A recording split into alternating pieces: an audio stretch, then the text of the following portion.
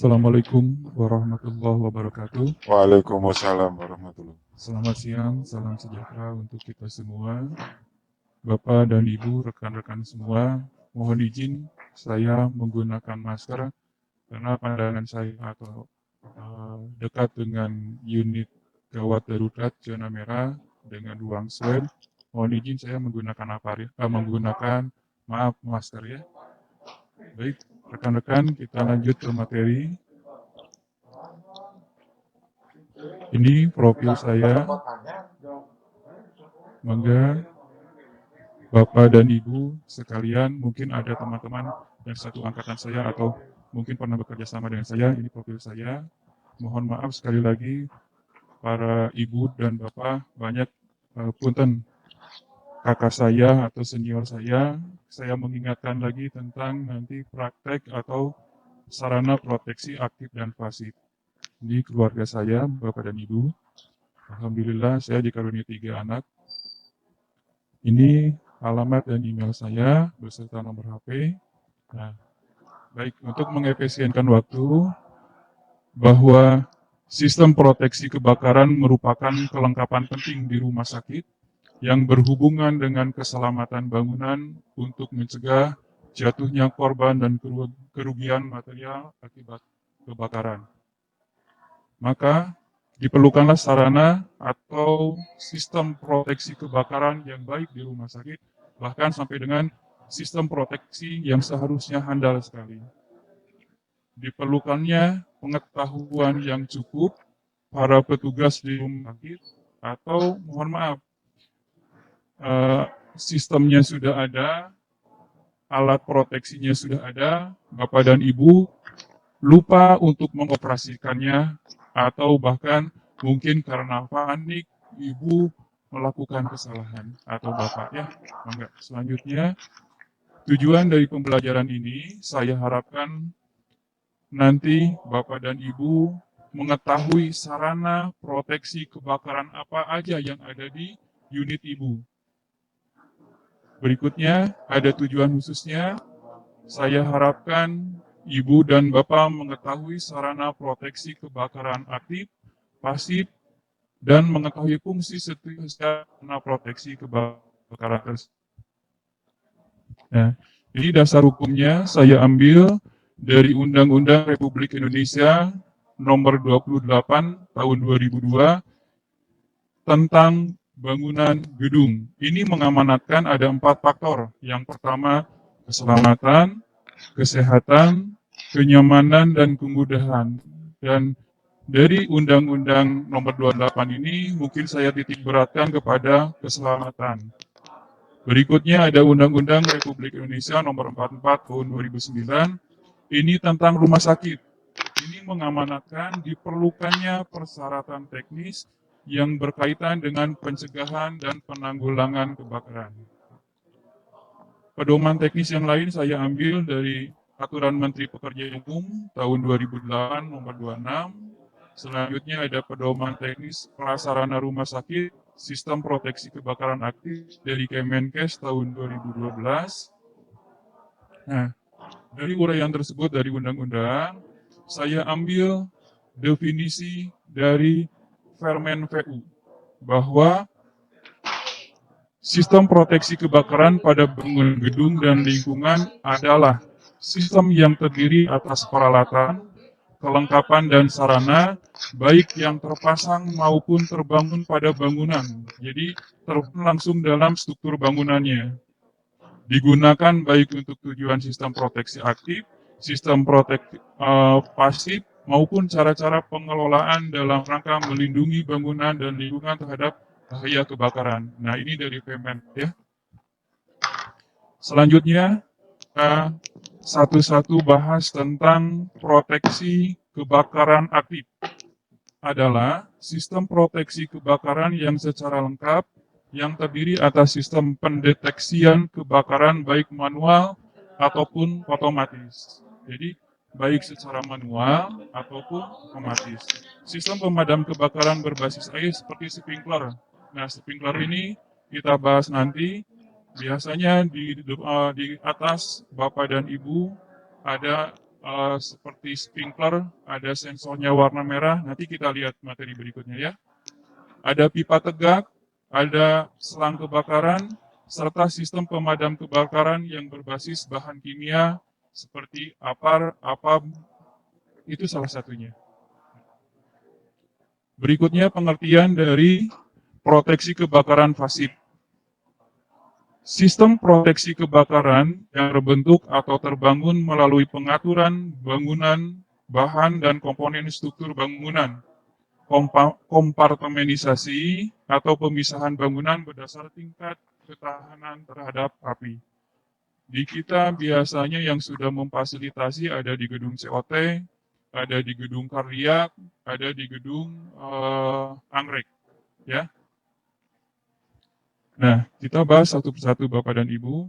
Ada sistem proteksi kebakaran aktif itu ada dua, ada fire detector dan fire suppressant, ya. Apa saja yang termasuk fire detector? Ada asap, misalnya nanti kita bahas tentang smoke detector.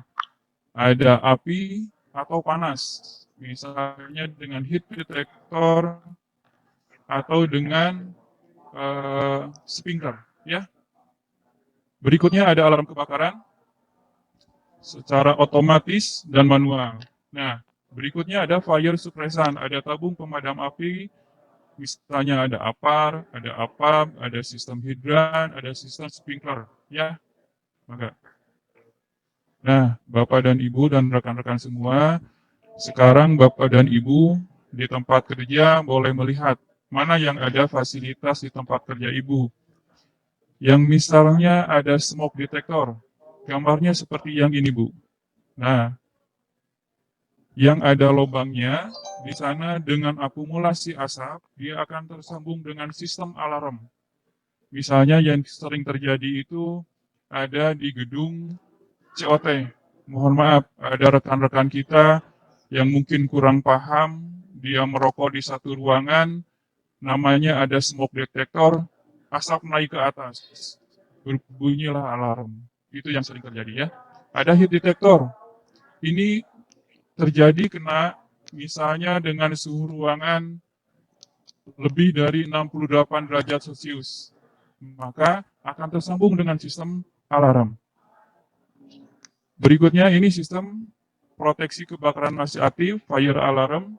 Misalnya Bapak dan Ibu tadi saya sampaikan merokok, dia akan masuk ke fire alarm control panel, nanti masuk ke remote LCD, nanti berbunyi di sana.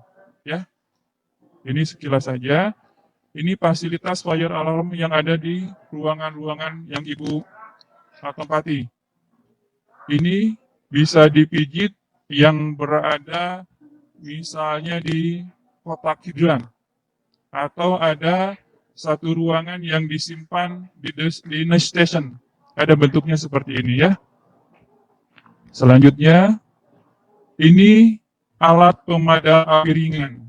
Jenisnya ada halon free, ada folder, ada yang dalamnya water atau air, ada chemical, ada foam, dan CO2. Nah, di kita apa saja yang terpasang? Di kita ada halon free, ada folder, ada CO. Ada 3 jenis di kita. Ya. Nah, kita lanjut ke alat pemadam api berat.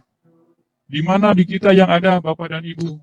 Di kita, APAP itu disediakan di genset dan boiler. Kita sediakan. Nah, gambar yang sebelah kanan saya, Bapak dan Ibu biasanya kalau di pom bensin ini bentuknya seperti ini, Bu. Ya.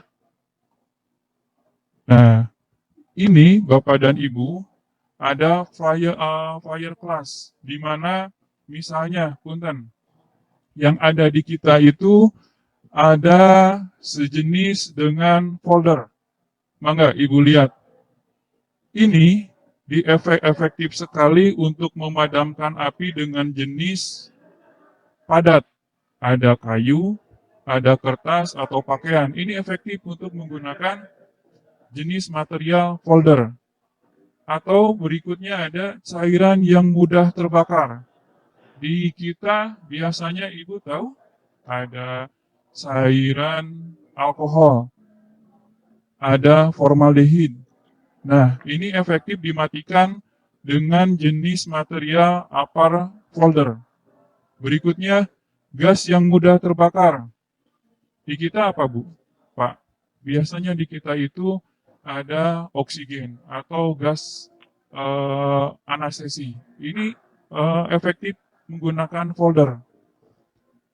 Peralatan listrik ini efektif untuk folder, tetapi tidak efektif digunakan di instalasi gizi. Kenapa?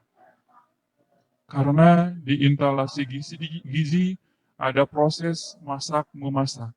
Nah, kalau nanti rasanya kita keluarkan isi foldernya 6 kilo, ada proses memasak, nanti sayur asam rasa folder, Bu.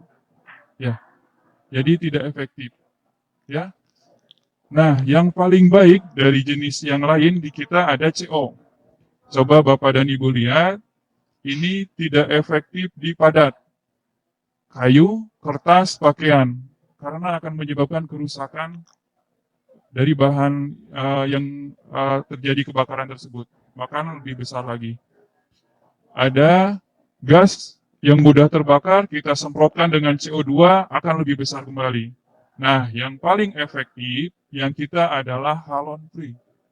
Di mana di kita yang ada fasilitas yang sudah ada, kita tempatkan di ruang intensif. Ada ICU, ada ruang neonatologi antorium, ada PICU, ada NICU. Di sana kita tempatkan khusus untuk halon free. Nah, kenapa mesti di sana, Bapak dan Ibu? Kita bayangkan bahwa terjadi kebakaran misalnya di neonatologi antorium, pasiennya adalah bayi yang sedang melakukan perawatan, mohon maaf, misalnya ada gangguan pernapasan, gangguan paru atau jantung. Kita bayangkan kalau kita tempatkan isinya folder dengan 7 kg, Bapak dan Ibu mungkin punya nih di rumah anak kecil, mempunyai folder bedak 0,8 gram. Itu lumayan kalau ibu kocok-kocok di satu kamar itu penuh. Tetapi ini bayangkan kalau satu kamar ini dikeluarkan sampai 6 kg, begitu pasti mengganggu pernapasan anak atau yang pasien-pasien dengan kebutuhan intensif, perawatan intensif. Maka dengan halon free ini bersih, tetapi semua area bisa dipadamkan. Ya, dari padat, dari jenis yang mudah terbakar, cairan, gas, peralatan listrik, atau minyak goreng, maksudnya cooking, ya, aman. Tetapi memang yang halon free ini berbeda harganya, Bapak dan Ibu. Jadi kita memfasilitasinya, belum semua difasilitasi dengan halon free. Tapi mudah-mudahan ke depannya, berapa tahun ke depan kita merencanakan halon free. Nah, ini Bapak dan Ibu, rekan-rekan semua, sering melihat ada namanya hidran halaman. Ini seperti ini. Ada hidran pilar. Nah, seperti ini Ibu. Berikutnya, ada di dalam hidran itu terdapat push button.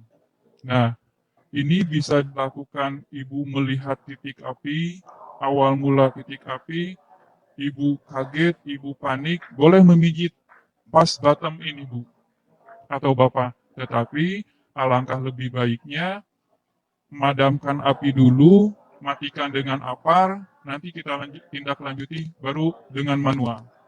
Ya. Berikutnya ada lampu indikator. Nah, dengan otomatis setelah sistem alarm ini berbunyi, lampu indikator ini menyala, Bu. Nah, ini alarm, ada nozzle, ada rak selangnya, ada konektor stop valve-nya ada, selangnya kurang lebih 20-30 meter. Ini hidran yang ada di kita, Bu. Nah, berikutnya ada sistem aktif Siams connector. Ini merupakan inlet yang berfungsi untuk memasukkan air ke dalam jaringan sistem hidran. Nah, ini di garis bawah Ibu, Bapak.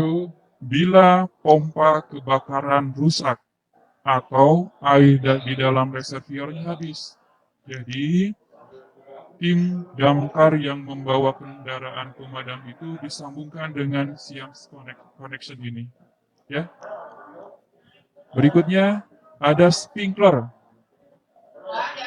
merupakan alat yang dapat memancarkan secara otomatis media pemadam api bertekanan pemadam api yang bertekanan ke arah yang disesuaikan untuk memadamkan api atau mencegah meluasnya kebakaran. Nah, di kita ada yang jenisnya outright dan Vendance, ya.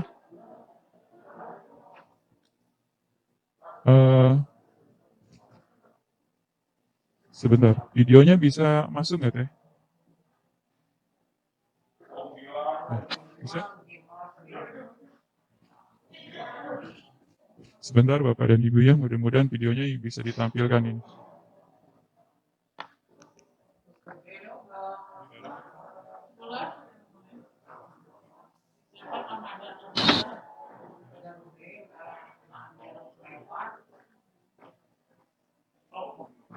Ya, ada. Mohon maaf Bapak dan Ibu, mudah-mudahan video ini bisa ditampilkan. Kang, bisa ditampilkan nggak Kang?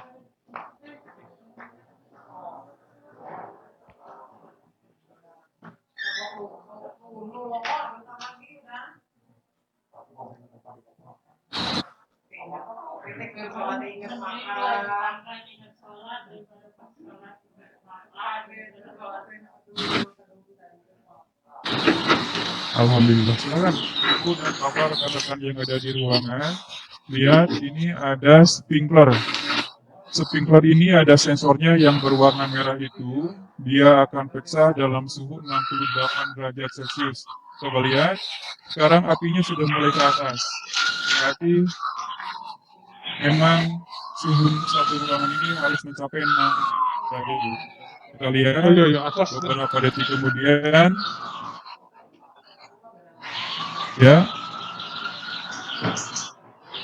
sensornya yang warna merah ini dengan suhu, nah, yang kelihatan. Kita hanya simulasi saja Bapak dan Ibu. Sebetulnya, oke. Nah, sebetulnya Bapak dan Ibu, dari sprinkler ini yang mengeluarkan air ini, kita bantu dengan namanya joki pump.